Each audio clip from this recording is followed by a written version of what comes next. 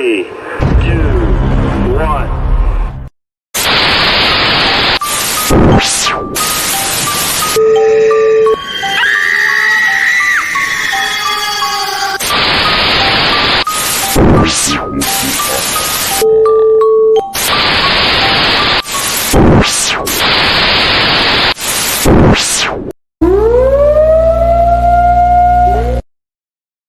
Going on, everybody? This is AJ Capasso here, host of Talking with the Source. I'm here with my good friend. It's Robin from Cannot, Paranormal and host on Talking with the Source. Only you cannot come up with anything else besides that. And every time I laugh because it's too funny. I'm waiting because you think every week's the same thing. And every week is going to be the same thing for certain parts. And I'll just tweak little things that you'll not even know. Okay. Or you'll not even be expecting. All right, I'll give it to you. I'll let you do your thing, because if I don't know what will happen, to be honest. But anyway, besides that, real quick, I want to do one shout out. Actually, I want to do a couple shout outs. First, I want to shout out where we're live right now. We're live on Parapost Network 1 and Parapost International. We're also live on Paralinks, Paralinks Plus, the Paranormal United Network. And we're also live on all of our social medias, from Twitter all the way to YouTube, Facebook, you name it. But the second shout out I want to shout out is we have our second event coming up for the Global Ghost Hunt. If you are a team or you are a researcher and you want to get involved in this, head over to www.globalghosthunt.com, register your team. We'll get you guys going. October event's going to be amazing. The May event has already happened, which was absolutely amazing, and our guest who we're about to bring on was part of it. So we're super excited to be able to talk to him a little bit more about it. But like I said, we're going to be streaming a bunch of different teams from all over the globe. Come get involved. It's absolutely amazing. Also, if you want to volunteer, please feel free to go on the website and volunteer. But without further ado, Robin, I want to bring on one of our great guests. This guy is absolutely awesome. He thinks outside the box from what we just saw in the back there. And, I'm super pumped to have him on. This is Michael Wong from P.N. Paranormal. How's everyone doing? What's up, Mike? How are you? I like it. Another day in paradise. Yeah, right? I feel you. That was the best intro, though, the walk-in. No one has ever walked on before. Right? Well, just being creative. Love it, dude. I love it. Keep it coming. You've got your place in history now. Right? Oh, yeah, absolutely. Awesome.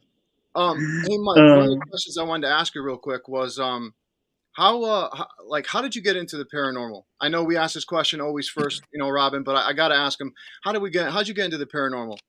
Well, it all really just started growing up. I really enjoyed watching all the ghost shows, and it really just got me interested. I really love just like experiencing, this place is haunted. This place has like spirits. And I'm like, okay, well, I'm a skeptic. Maybe there could be something explainable. But overall, it's just the curiosity, and I really love to come out and be able to experience this. So, but with that, I really was just kind of like doing some research. And, growing up, I didn't really like have the time or the equipment, or I didn't really have any money. So I was kind of like planning it.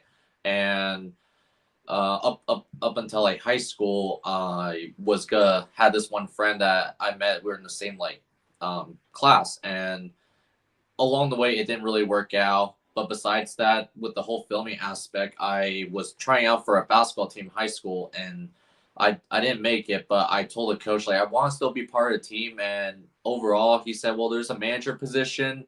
Do you want to join? You can come to our practice, come to our games, film our games. And I'm yeah, I'd love to. And then I did that. And then after I graduated high school, I went on to college. I was focusing on a job that I want to do.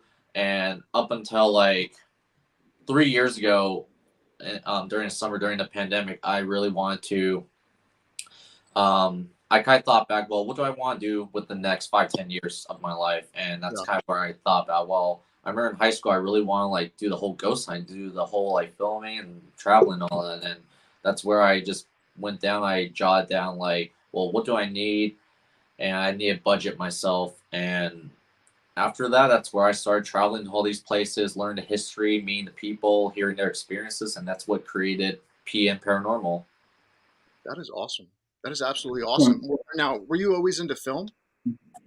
Not really. I mean, I like taking pictures, and after that, I just really just took a little bit more interest. Like, I want to like do the same thing, but I want to try it with filming, and Yeah, that's where it's like trial and error for me. And I'm starting to see a little bit of evolution of making something entertaining, but still being authentic in what I'm showing. absolutely. Absolutely. I totally agree with you on that. You know, it's so important in this field to be authentic, and with so many people now on YouTube and so much editing tricks there are, you know, it's hard it stinks to see people faking stuff on YouTube, because it makes this field harder for us real researchers who are really trying to figure out what's going on with the afterlife. And you know, it's great that we have this technology, but then also it's like such a hindrance sometimes because people will use it for the wrong reasons, and you know, it affects people like me and you and Robin who really take this seriously. You know. Absolutely.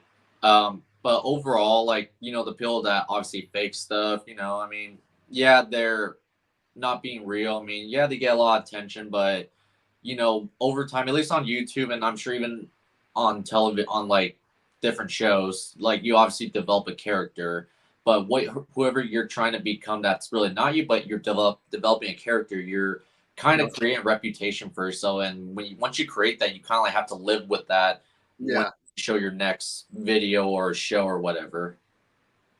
No, you're absolutely right. Really? Absolutely right. Robin, go ahead, my friend. I was going to say, Michael. So, this is a bit of a double-barreled question here, but how many people do you have on your team? Just me. Just you. So, do, Lone do you wolf. do you find then that are you? What's the word? If not more equipped, do you feel more confident getting into a location when it's just you, Um, or do you at know what I first, mean? yeah, at first, like I wasn't really like comfortable. I was definitely a little, uneasy, and I'm not like sensitive when it comes to like something's negative that's gonna affect me negative. Like I'm not like that sensitive, but I definitely just felt uncomfortable. Like, oh my god, like I don't know like what's gonna happen. But over time, with experience, I just start to become a little bit more comfortable communicating and just kind of being more aware of the surrounding and all that. And most of the time, when the places I go to, they have to have like a staff member on site just for safety reasons. So I already know like there's that, but I think it just kind of comes down to experience to being comfortable with the more places I go to and do the investigations. Yeah, I think it was more. It was more along the lines of, if you're going into the building on your own to do the investigation, and you can basically straight away eliminate any outside interference, for want of a better word, or if you have three people on your team and you're one place and you hear a noise, you always think to yourself, well, that could be someone else from the team. But when you're on your own, then obviously you can eliminate all that. But then on your own as well, you have the added uh, pressures of like trying to film, trying to do, experiments, and you're trying to do everything on your own. So do you not find that part of it hard? That part is definitely hard. Absolutely, it is. Like, when it comes to like, for example, when you do you guys know what the ESTA method is, right? Yeah. Yeah, Yeah. that one is one thing I would love if there's more people that wants to join my group and be able to help do different experiments like that. That's definitely something I would like to be able to have more people involved with, because one person can't just listen and then I mean you can, but it's harder to get what you're looking for. Absolutely, absolutely. And it's I tell you what, from somebody who also I'm a lone wolf myself in my group, and then my uncle joined and helped me out. But I tell you what, being a lone wolf in your group, man, it's hard to run the camera and also try to do certain experiments, and then try to also pay attention to what you're investigating. I mean, it's a lot, but it teaches you so much, I think, and I think it's so important to actually have that experience so that when you do have more people with you, it's just like this huge weight off your shoulders because you already know what you're going to do, So, but that's awesome. You do everything alone, man. That's so cool. It One is. thing to add to that is by doing all this myself, it gives me, like you said, experience. And when I find the right people, and I don't want to just go out there like, oh, you seem like you have been best first role. You want to just like it helps me develop like what I'm looking for, but also obviously I'm open to adding new stuff to make this easier and be able to. It helps me find the right people with the experience I went through to help teach them, and they can continue to evolve from what I initially show the basics. Yeah. No, absolutely. Absolutely. Go ahead, Yeah. Ron. No, I totally agree. I get that. I mean, I've considered before, actually, because my group's small, mine's just me and my mother-in-law, and she's my skeptic. So obviously I'm the believer, she's a skeptic and stuff, but I used to do a lot of the camera work myself, and I've recently started sort of passing a lot of the camera work on to her, because if I see something, or if I come into contact with a spirit, and I'm getting all these messages in my head and stuff, you can't be doing that all from behind camera as well, because then people's going to be thinking, well, you know, we're only hearing you, we're not seeing, we don't know. You could be reading it out of a book and stuff like that. You know what I mean? So there is that part of it, but there's also the part as well that you know the more people that you have, the more freedom it gives you to do. I think freedom is probably the word I was looking for earlier. Where you can feel like you can walk in somewhere and go, right, I can walk in here and I can do what investigations I want, what experiments I want. I don't need to worry about anything. And that's the one thing that I'm looking for at the minute, is trying to get someone to come along on my team and do the camera work for me. Because with my mother-in-law being the skeptic and me being the believer side, if she feels or hears or sees anything, I'm going to want that picked up as well as what I'm getting picked up. So I need a third person, really, to be there to be able to capture all of it. Yeah. I It's agree. definitely not easy to do it on your own. That's for sure. It takes a lot. No, a lot of balls for you going out there and doing it on your own. Yeah. Staying in those locations. Yeah, and also like I kind of realized is when you go to a place by yourself, well, they'll see that oh, it's just one person. But I feel like when there's more people like in the building, in a haunted building, I feel like the energy just around the room becomes more like higher, meaning like you might be able to get more like reactions or something happening even to a certain person than just one person there. Yeah. Because No, most, yeah. definitely. No, There is. Yeah. I was going to say, what's one of your favorite pieces of equipment right now to use? Well, can I say something that I don't have, or is it something that I just have it No, though? you could say whatever you'd like. Yeah. I would say, let's just say what I have with me is the REM pod. Definitely, it's a great equipment to use to gather intelligent responses. I really love using that. I've started to get a lot more evidence capture when I ask them for a specific thing. But overall, like the equipment that I really want to get, and it's just really expensive to build or to even just buy when it's already built, is the structure light sensor camera. Definitely one of my favorite equipment to gather the most accurate visual evidence ever. Well, just to let you know, one of our other hosts, our other co-host, he actually runs relatively paranormal equipment, and is the cheapest one around I've ever seen for the SLS, and he also makes the new one, the XLS. That one's a lot more expensive, but the SLS camera that he makes is like 280. It's like super cheap compared to what you. 285. Yeah, but was it 289 or something? 280 or 285. 285? But Yeah, and I it, tell you it what, comes with the stand for everything. It comes with a Connect. It comes with a Windows 10 tablet and everything with it.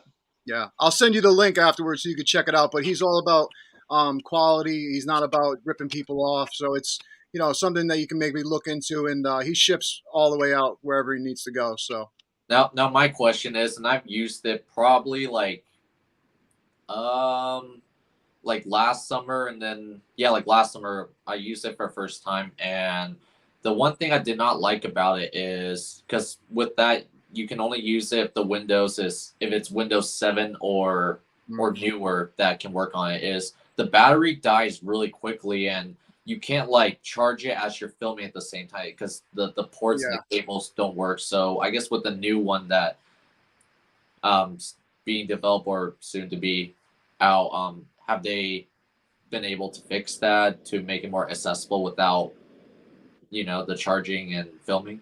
Yeah, no, definitely, definitely. I mean, that makes a lot of sense. I could see that totally like sucking being out there, and then all of a sudden you're getting activity, and then all of a sudden it just dies. Like Yeah, no, like oh, that would be terrible. That would yeah. be so bad.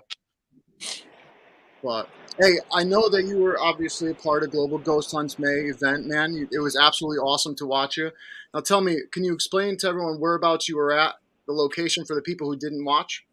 I was in Butte, Montana, which is along the western part of Montana. It used to be an old mining town. The town's still active. It's like I think less than 1,000 people live there, and it's a haunted brothel. It was the longest running brothel in U.S. history, and um, there was um, a few deaths. There's one where this prostitute, she really liked this one guy that came in, and she would always wait by window because this guy really wanted to take her away from that lifestyle. But from what I heard, one of the people, could be a man or one of the other prostitute, like she was drinking something, and then pretty much she ended up overdosing, and so that was one main death. The other one was in the basement. These people was using a Ouija board, and I'm not a big fan of that. I mean, I I think to me it's kind of like sketchy. You could be releasing something more negative that than you intended to, but they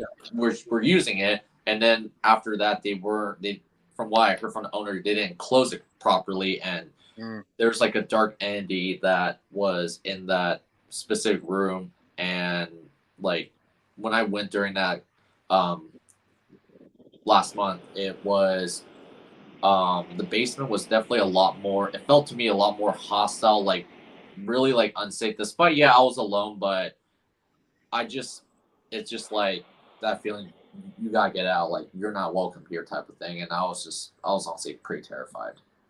Yeah. I mean, being alone too is like, that also adds that factor to it too.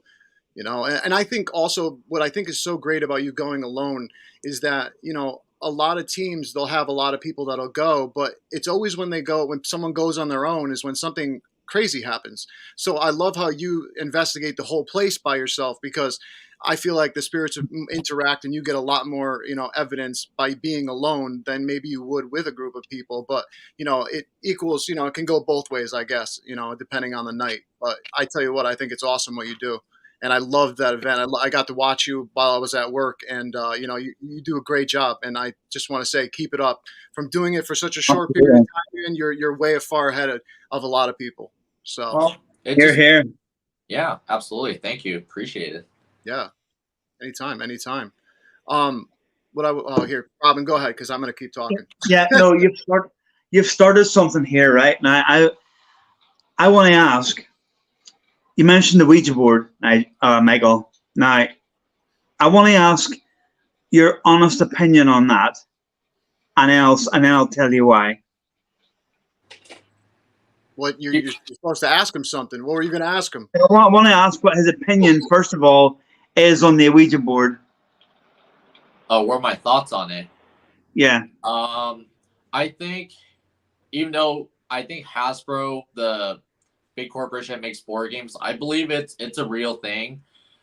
In terms of like how accurate it is with connecting it paranormal, I feel like it's kind of 50-50 depending on, because oh they're like, oh my god, it's moving and it's spelling something or whatever. I believe it's just really depends on a person. I personally don't think it's accurate. I don't think it's a real thing. And yes, that could be someone who doesn't have that experience.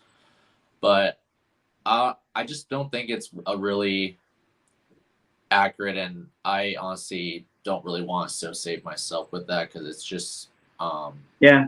I think My reason for asking that was because if you had a scale of absolutely yes, I would use it, and hell no, there's no way I would ever use it. I was actually way past the hell no part, as in I wouldn't even look at one. But right about now, I'm actually up about halfway between whether I would and wouldn't. And the reason being is because I've learned through a lot of people, and especially this one here, but I've learned through a lot of people in this game that whenever we use a spirit box, no matter what it is you use, it's just a vocal Ouija board you're doing. Now, if you put a board down and you put a planchette on it and you have your fingers on it and stuff and it's moving, you know, we're saying that, you know, we, to a certain extent, we can't control what's coming in and whatever. But when you look at it, we start a spirit box off, and the first thing we do is say, are there any spirits here? Who's here with us now? How many spirits are here? If there's a negative entity in that area, in my opinion, from what I've learned through talking to many, many people on here, no matter whether you're doing it on a physical Ouija board or you're doing it on a spirit box, you're asking whatever is there in that area to come in. So to me, that's where I am. I would never, ever even have considered it. I'm not saying I would now do it, but I'm actually considering trying it. You know what? There's a big connotation with the Ouija board that there's just negativeness around it because of movies, because of, you know, just bad experiences that people have had. And I believe that you can do a focus session with a Ouija board and not have negative stuff come through. And just like Robin said, you know, if people are worried about a Ouija board, but then go out and do an EVP session, or they go out and they do a spirit box session, technically the spirit box will actually bring in more spirits to you than the Ouija board would. So it's actually technically more unsafe to use a spirit box than it would be to use a Ouija board. The only problem is when someone uses a Ouija board, in the back of their mind, they have this, oh my gosh, something negative is going to come through. And I believe that we attract that negative entity to us, or that negativeness to us, if we go into it with that type of thought. I think intent has a lot to do with it. I mean, what's your opinion on it, Mike? Yeah, definitely. I agree with that. You know, sorry, my mind just blank. He just kind of summarized real quick again. No, so basically what I was saying was, you know, it's just as it's more dangerous technically to use a spirit box, because spirits will come more attracted to the spirit box, to the frequency, whatever. In my opinion, this is what I think, than a Ouija board. But I believe that the intent behind whatever you're using, meaning if you have this negative thought in the back of your head that, oh my God, something negative is going to come through, then you're going to attract that negative entity, that negative energy to come through. Do you agree, disagree? What is your opinion? I agree. Yeah, it's all on the mindset. Like, what do you want to come to communicate? You know, if you want something negative, you want something positive. Yeah, I think it all really comes down to the mindset. Yeah. And I think that's a total valid reason or opinion. And not only that, but the thing about a spirit box session, and 9 out of 10 people will do this, and I'm one of them, is you'll be on an investigation and you'll say, right, we'll get the spirit box out, you'll get it all out, you'll turn it on, you'll start off, you know, is there anybody here? And you'll do your session and you'll be right, turn it off, put it back in the bag, you'll carry on. You haven't opened that spirit box properly. You haven't closed that spirit box properly. Now, people often say, well, on a Ouija board, you need to open it, you need to close it properly. Well, first of all, A, do you? And B, if you do have to open it and close it properly, then why, and me included in this, why aren't we opening and closing spirit box sessions properly? We're just taking it as the spirit box is 100% safe, and nothing's going to come through and follow us home, and we're just going to talk to all these nice people here that were, you know, relations and stuff like this. We don't know. I actually close it. I actually do close it. You've heard me close it before. But I mean, how Yeah, about yeah, you? I've heard you do it before, but I'm saying there's a lot of people that No, that don't, don't. and I'm one of them. I'll go on an investigation and I'll start using it, and when I've finished with that and I'm moving on to another area, I'll just turn it off, put it back in the bag, and I'll walk on. I'll Yeah, admit that I don't do that. yeah. You don't think But the about. thing is, I feel safe not doing that. But if anything, that's more dangerous than not doing it the other way. Yeah. No, I Absolutely. mean, I think it really So, what's your opinions like, on that? let Mike say. Go ahead, Mike. I think really it kind of comes down to really the location because every place is different. Yeah. This place could only have one spirit compared to this place that has 100 spirits, Mhm. and it really kind of comes down to how you are talking to them in terms of the questions or how you are reacting. It's like, for example, you're calling your friends, and you are the way you kind of exemplify yourself kind of will translate where it feels like they have to be on your level of the way you are as a person Yeah. will kind of give you a oh, is this gonna be positive? It was just an analogy, but it'll show like, oh, this is gonna be a positive or a negative outcome of what you're doing. But at least when it comes to the whole spirit box and all that, like I kind of use it mainly like if I'm talking to someone on the phone, I would always say I always like introduce myself because it's like when you go into when you're a guest at someone's house, you always introduce yourself. You don't just come in there and Yeah. then just start saying, how much money do you make or whatever like that. I just treat it like I'm a guest to someone, and I always say, how are you doing, and all that. And then in the end, like I'll say, well, I'm gonna leave this room, I'm gonna go down. Is there any final words you want to say? That's at least how I do it. I never really think about leaving them on whole or blank or whatever. I think it just really kind of comes down to the location because every place is different with how you can feel, but I can't speak that because everyone is different when it comes to what they feel or what's about to happen. Absolutely. Absolutely. I wanted to jump into some of your evidence real quick on YouTube here. Let me share my screen real quick, and we'll bring it up. Hold on one second. No problem. Let me share this.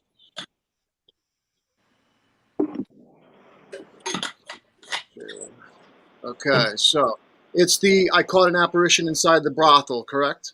That's correct. Yes. Okay. Now, is this the one where the 1702 is what I should go to Um. with the apparition? Yeah, I think because I have mine pulled. I want to make sure I'm looking at the same thing. Okay. 17. I think it's 17. Um. Okay. No, go to 1720. Okay, 1720. I'm going to do it a second before. That's Okay, here fine. we go. And Oh, if yeah. you can try to play the speed at oops, that's not what I'm looking for. Yeah, play the speed like at 0.75 because it happens really quick, and at least if you show it a slower frame it will be Okay. easier to see. Yeah. All right, cool. I just slowed it down to 0.75. Now I'm going to begin right now. You guys can see it?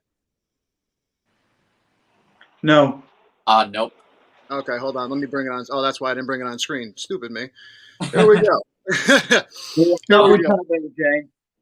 Actually play it at 0.5. It'll be a little bit easier. Play it at 0.5? Okay. Yeah. And then pretty much he went to that room, which that's in the basement, and the room that I'm about to point my camera past, that was the room where the people were using the Ouija board. But I didn't even look at my camera when it was paying. I was just looking at him because he went to that room, which used to be an old bar area, to grab the REM pot off of a chair I put on. And I'm just talking to him, and then I pan, and then that's where I capture it. And I didn't realize it at that time until when I came home and reviewed it. And I was like, wait, what did I just capture? Is that a glitch on the screen or something? Okay, cool. Let's try this out. Here we go. I was like, yeah, all I'm gonna get it. Sorry, I'm still like, we're still at leave out upstairs in the slab. Just now we capture something unusual. Here's a replay of the footage. We're just gonna leave it upstairs in the slab. We're just gonna leave it upstairs in the Wow, look at that! I was able to pause it right there. You could see a head peeking around the corner right there too. And like I zoomed it in at the time when I was filming it, and you can see obviously I think it's like their face right here, and you can see there's like some sort of weird form on their head, so maybe that could have been like their hair or something. And then right there after that, I pretty much was saying you can play in normal speed. I'm just saying like there's nothing hanging or on the walls. So did we just capture an apparition? Is pretty much what I said. Earlier we were. Yep. No, hold on. Let me go back to that because I tell you what, man, that's a perfect apparition right there. That definitely was not a shadow of any kind from the camera or IR light. The way that looked was too solid. Sorry, we're just gonna leave it upstairs in the slab. Just now we capture something unusual. Here's a replay of the footage. We're just gonna leave it upstairs in the slab. Like, oh, it's just going around the corner again. I tried to stop it at the exact frame. But that darkness in there, that's not a shadow from your IR light. Definitely not. That's actually a head peeking around a corner, in my opinion. I mean, I don't know. Other people may say differently, obviously. But if you look at the shadow below that's reflecting from the IR light, it looks nothing like that peeking around the corner. And when I had it stopped earlier, you could see the actual head out farther than just that. I don't think the viewers would have seen that low because I couldn't on mine. Well, no, you're going to have to go back and do it. I have it paused right here where you could see the little bit of the head going around the corner, but it's going to be a little hard for everyone to see it. That's why this will be recorded and people will be able to go back. Also, I'm going to put up on the screen Michael's YouTube channel, so you guys can go check it out for yourselves. So it could be a little bit brighter on your screen if it's not that bright over here. Mike, what was another one that you want me to show? So if you go to, in that same video, go to 1804, or actually just go to 1800. Okay. And so I went upstairs into one of the rooms is on the second floor, and I had to go use the bathroom, and the owner and his wife left the building. They had to go to her hotel, which was like down the street. And we left probably for about, like 20 minutes or so. And I left upstairs. I just had it sitting like on a little counter, flat table, whatever, or not table, like a sink, but it was not gonna move or anything. And pretty much it sounded like someone's like, and you can play in normal speed. Sound like someone was like laughing or something like that. And then after that, it was like a definitely like a loud scream. And I don't know, it's definitely no one outside around the building or anything. Like, it's pretty quiet. If you did, feel like you would have been able to hear a lot more louder from, but I'll let you guys hear in on that. Yeah, let's do it up. In exactly 5 minutes and There we 13 go. seconds, the camera caught what sounds like a woman laughing and screaming.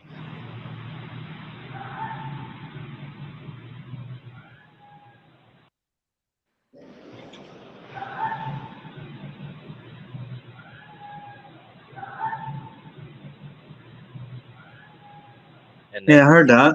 That was wild. But even the piano key before it, which I'm gonna back up because you can hear the piano key. And so this was my first time at that brothel. And then when I went back during the Glow Ghost Hunt where I filmed the second time, I asked them, like, so I remember when I was here last time, I was filming, and then there's a piano con on my EVP recorder. Is there a piano in this building? And then they took me to the room, and there was an actual piano, like literally below that room. And then maybe like a couple rooms over, there's an actual piano, and I was like playing on it just to see if it works. And some keys worked, some keys weren't, but you can still play it. And I believe that's the actual piano, and I just never knew up until when I came back to the brothel. That is so awesome, man. That is so awesome. I'm gonna play real quick one more time that piano playing and the screen real quick. Go to like 1750. Okay.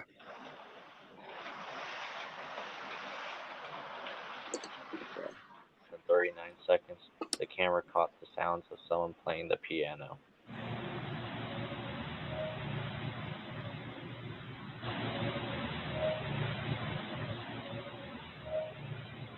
In exactly 5 minutes and 13 seconds, the camera caught what sounds like a woman laughing and screaming.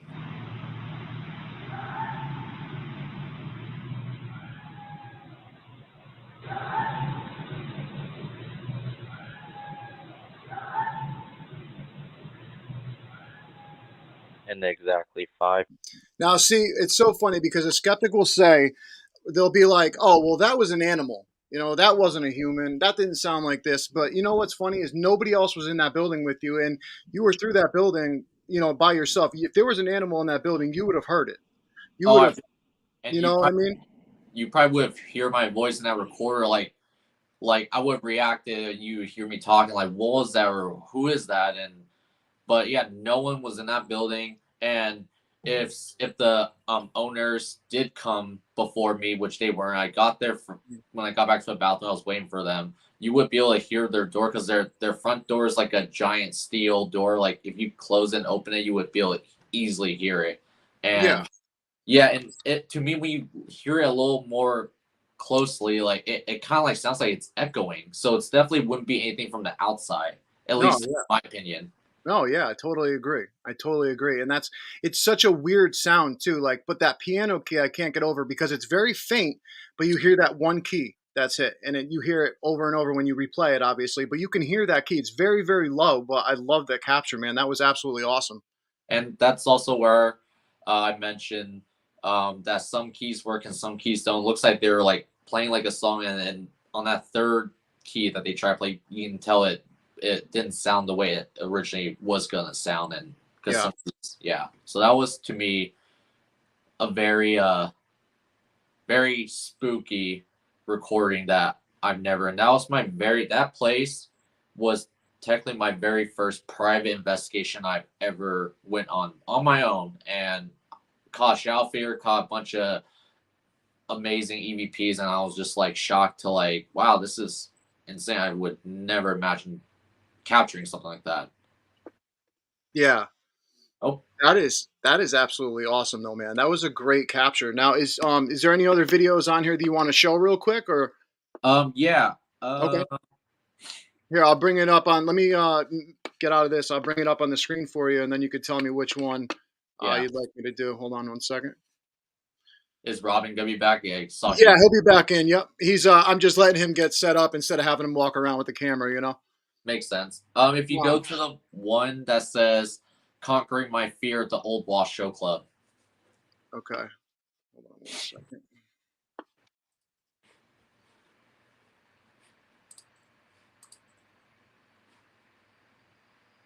Conquering My Fear at the Old Washoe Club. Gotcha. All right. What number? Do you have a certain number or a certain time? Go to um go to 220 220. and play it all the way up until like 300. Because I'm kind of walking through with what I see, and then you might have to play it again because it's a faint like a white mist shadow in front of the stairs from the moving from right to left, and it's gonna be kind of hard, but if you look closely you can. And I have the arrow pointing it, following the same motion. Okay. Cool. I'm gonna play it right now. All right. In approximately 24 minutes and 27 seconds, the camera caught this.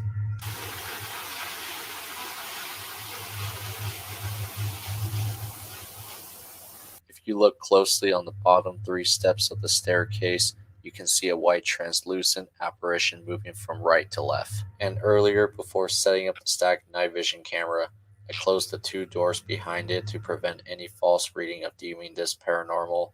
And as you can see, there are no windows around the 2 closed doors. Therefore, did we just capture an apparition of Lena who was murdered here?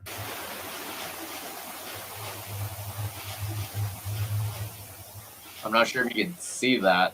Yeah, During it's a my little setup, hard. I caught what looks like an orb of light flying across the ballroom. But that was about it. See that? Look, there's the orb right there. What I was going to say was, yes, it is a little hard to actually see on my screen. I would have to go when I go back. I'll lighten up my brightness so see it. So anyone watching, lighten the brightness up on your screen and you'll be able to see it better. Unfortunately, the way that StreamYard is, it really doesn't have the best quality overall all the time. So our apologies for that. There was one video though that's on your YouTube that you have as like a trailer, and it says your best pieces of evidence. Should I show that one as well? Yeah, was it part of it when I emailed it to you? I'm not sure if that was one of them that you emailed to me, but that was one I saw. Here, I'll bring it up on the screen. I'll show you which one I'm talking about. Okay. This is one I saw when I first went on the page, and I was like, oh man, I got to ask him. Okay. Hold on one sec. Let me bring it back to this. No problem.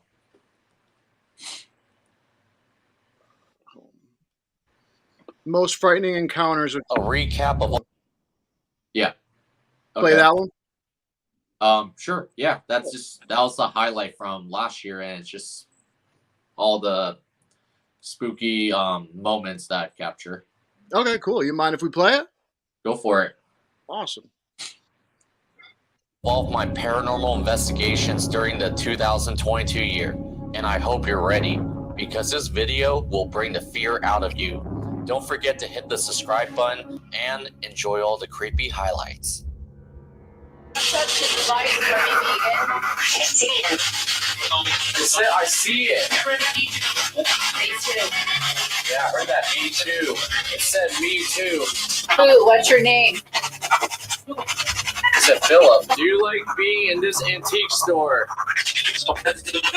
Oh, now Raymond Stone was executed in the gallows in that building. Oh shit! 8.1, 3.6? Was that you? Now it's gone. Can you communicate with me? Let us know that you're here. And they would store all the silver and the gold in our vault right here. There actually used to be a guard that would hang out in here. They were both shot point blank in the chest and they died right here in the spot where I'm standing. And you can watch him walking. Yeah. What's that? Turn off. Is that you, Lily, or Emma? What's your name? Does this skull belong to a miner? Getting chills right now. The employee alerted us of a couple unexplained footsteps coming from the second floor. Therefore, did we just capture an apparition of Lena who was murdered here? Oh, I get to know you guys. I'd like to see some presents. Yeah, I heard that. You just saw something? I swear to God. Do something to make me run right now. I'm not scared of you guys. Who's playing poker with us right now? It just feels really eerie right now. You guys hear this? You make that sound? Whoever gets one of these devices to light up again, I'll give you $100 in cash. Stop.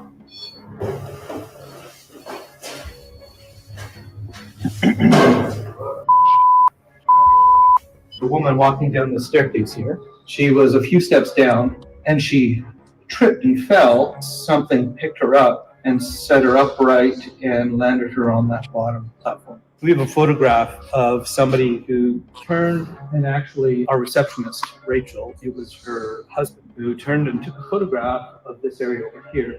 And there's actually a figure of a ghost seated in that area.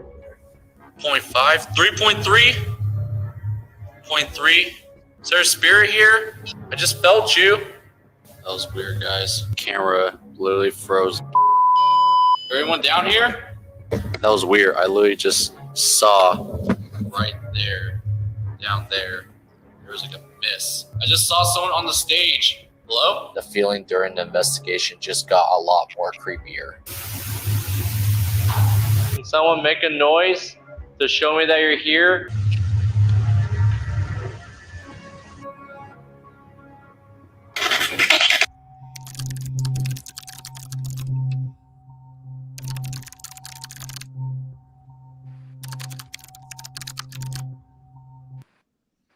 Mike, that is absolutely awesome, man.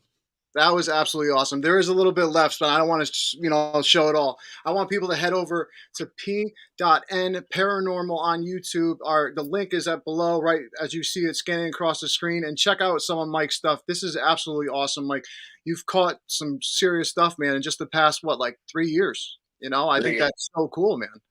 Absolutely. I truly appreciate it. The only thing I'm still kind of lacking is my narration. I didn't realize voice acting was hard, and I'm slowly working on trying to make it more like when I'm talking about something, I don't want to feel like it's just some monotone voice, because to some people that's boring. They just don't want to watch the video anymore. So that's one thing I'm still kind of working on. Yeah, definitely. No, I completely understand. I went to CT, Connecticut School of Broadcasting, and they teach you voice acting, and they teach you like a bunch of different stuff between film and radio and stuff. And one of the classes was voice acting, and I tell you, man, it's not easy for everybody. It really isn't. You have to learn when to pronunciate things the right way, make it sound darker, how to change your voice. It's not easy at first, but you'll get it, man. I mean, I thought it sounded great. Thank you. I appreciate Yeah, it. it does. Yeah, very much. Thank you. So, Mike, before I know we're coming kind of close to the end, where we got like 14, 13 minutes left, but I want to ask, will you come back on the show and, share some more with us and talk more with us down the road? Yeah, absolutely. I would love to. Awesome. So, real quick, where are you going next? That one's still undecided yet. I definitely still want to be part of Global Ghost Hunt in October. Awesome. Like I said, I want to travel out to East Coast. I've never been over on that side of the states before, but for now, I might be going somewhere, maybe possibly Nevada or maybe Texas. Awesome. But right now, just a little bit undecided at the moment. Awesome. But, well, I look forward to that. Yeah, but right now, I'm actually going to be releasing a new video soon. I have to just do some little tweaks on it, and possibly may have been a video we just watched on this podcast. So stay tuned. There you go. You've heard it first. When can we expect it to be out? Hopefully, before this coming Sunday. Awesome. Well, everyone, make sure to go over to his YouTube channel and check that out. Robin, you want to ask a quick question? No, you just asked me my other one I had in mind. Where are you going next? Yeah, right. Mike, what I wanted to ask you was, we had this conversation, by the way, Michael, before we come on. Say one time. Didn't we, AJ? What'd you say? I didn't hear what you said. I said we had this conversation before we come on. We did. About asking questions that someone else was going to ask.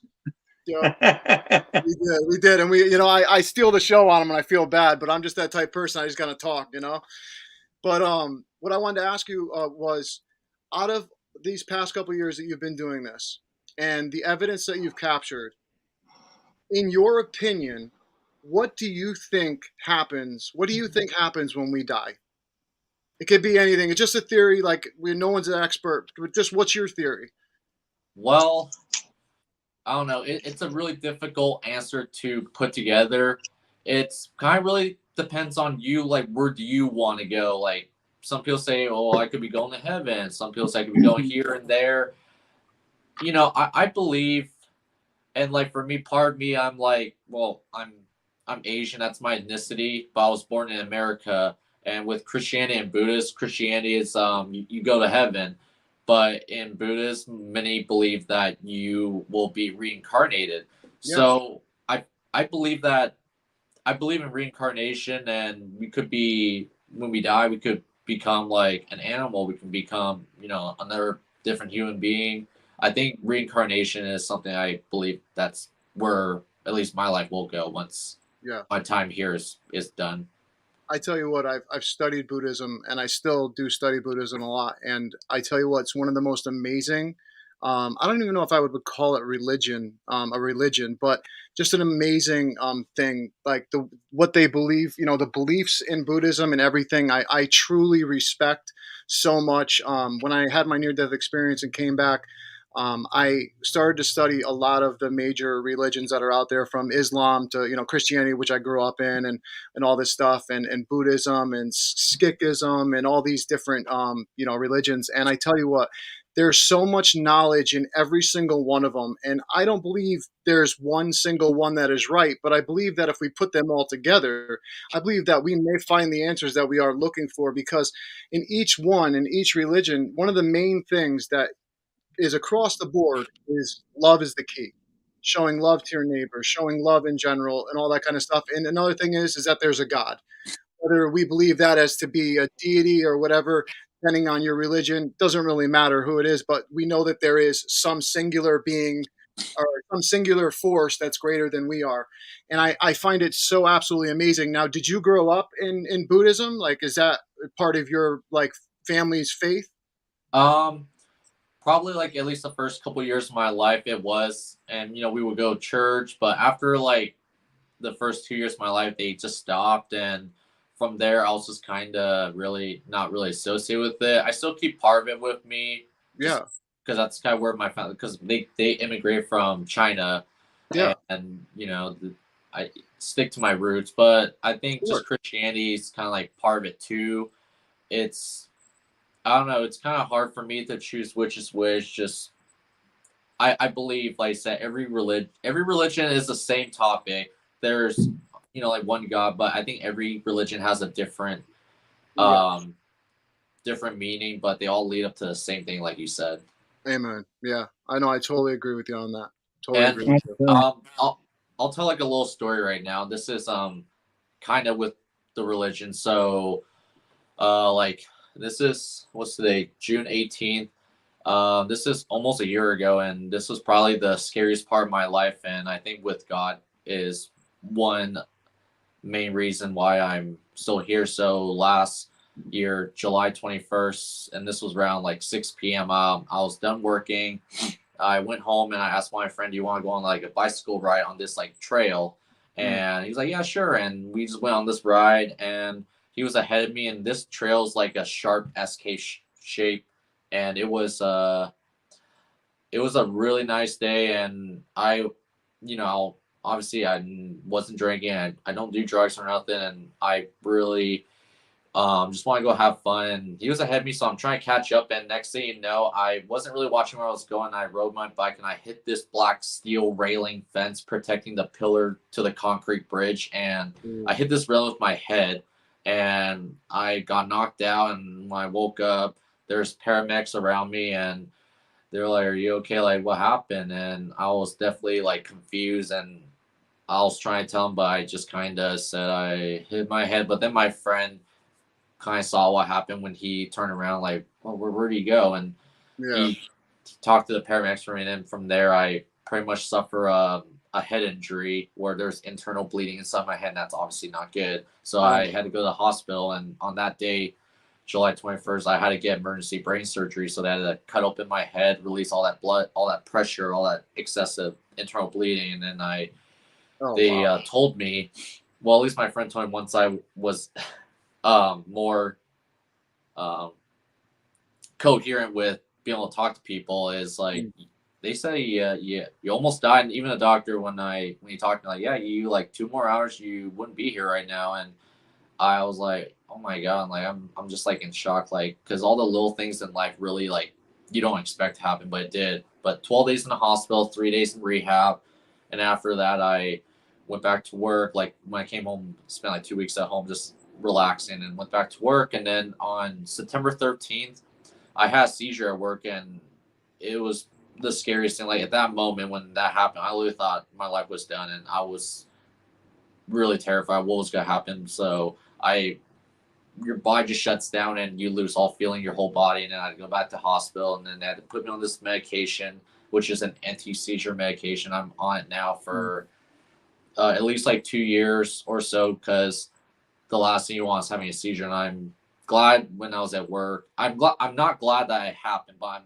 at least happy that it was at work instead of me driving or doing something active, because I could either hurt other people or myself. And to me, like, God like had a plan, and he knows that my time here is not done, and there's a plan for me. And I really am just thankful that he continued to save my life. And for me, I really love to continue to make a big difference in my communities. And I love to participate in philanthropy charities. I love to help people. I want to be a great role model, and I think with the plan I initially had before that injury, that I think that's why I'm still here.